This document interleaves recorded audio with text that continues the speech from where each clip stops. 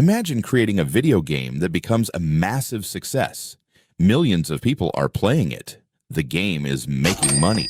Everyone thinks your company has won.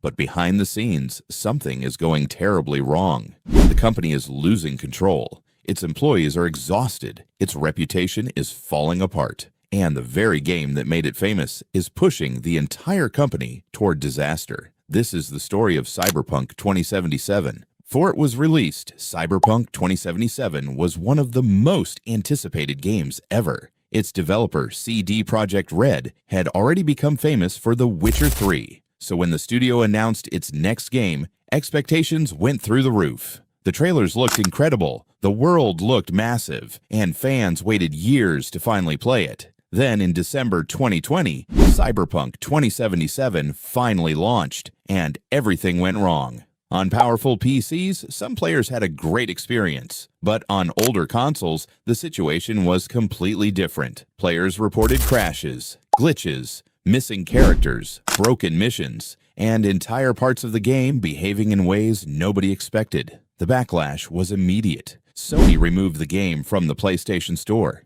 CD Projekt Red offered refunds, and the company's reputation took a massive hit. But here's where the story gets interesting. The developers didn't abandon the game. Instead, they spent years fixing it. Update after update improved performance, repaired bugs, and added new features. Then came the turning point, the Phantom Liberty expansion.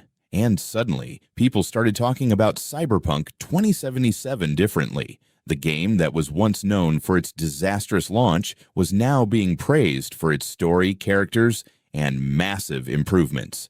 The developers had somehow turned one of gaming's biggest disasters into one of its biggest comebacks. And that's what makes Cyberpunk 2077's story so fascinating. A game can fail at launch. A company can lose the trust of its players. But sometimes, a second chance can completely change the ending.